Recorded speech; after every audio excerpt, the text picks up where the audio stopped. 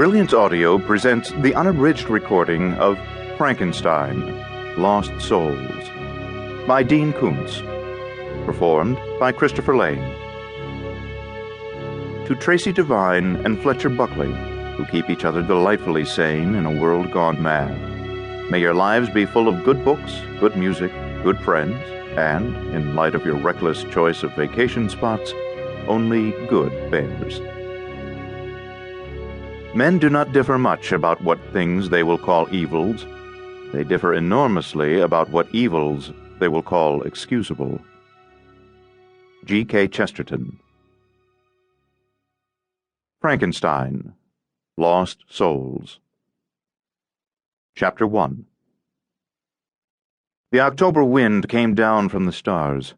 With the hiss of an artist's airbrush, it seemed to blow the pale moonlight like a mist of paint across the slate roofs of the church and abbey, across the higher windows and down the limestone walls.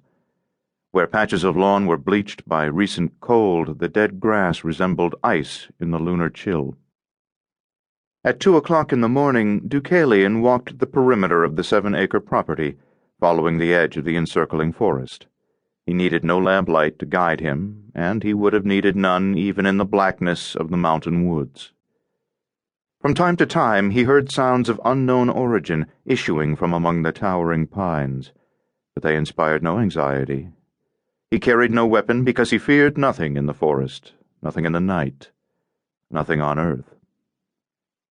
Although he was unusually tall, muscled, and powerful, his physical strength was not the source of his confidence and fortitude.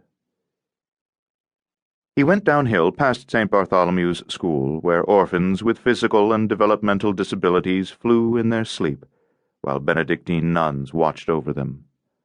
According to Sister Angela, the Mother Superior, the most commonly reported dream of her young charges was of flying under their own power high above the school, the abbey, the church, the forest.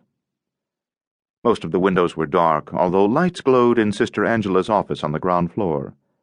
Deucalion considered consulting her, but she didn't know the full truth of him, which she would need to know in order to understand his problem.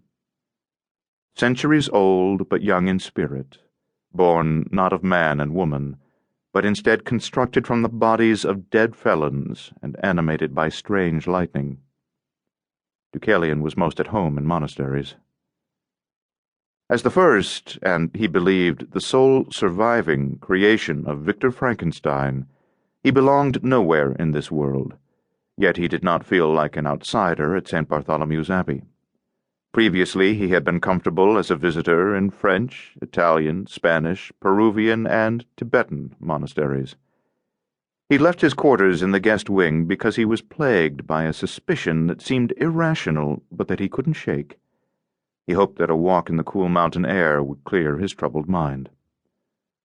By the time Deucalion circled the property and arrived at the entrance to the Abbey church, he understood that his suspicion arose not from deductive reasoning, but instead from intuition.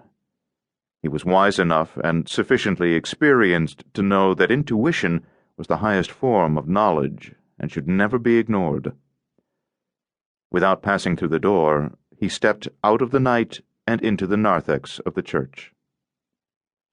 At the entrance to the nave, he dared to dip 2 fingers in the font, make the sign of the cross, and invoke the Father, the Son, and the Holy Spirit. His existence was a blasphemy, a challenge to sacred order, because his maker, a mere mortal, had been in rebellion against the divine and against all natural law. Yet Deucalion had reason to hope that he was not just a thing of meat and bone, that his ultimate fate might not be oblivion. Without walking the length of the center aisle, he went from the threshold of the nave to the distant sanctuary railing.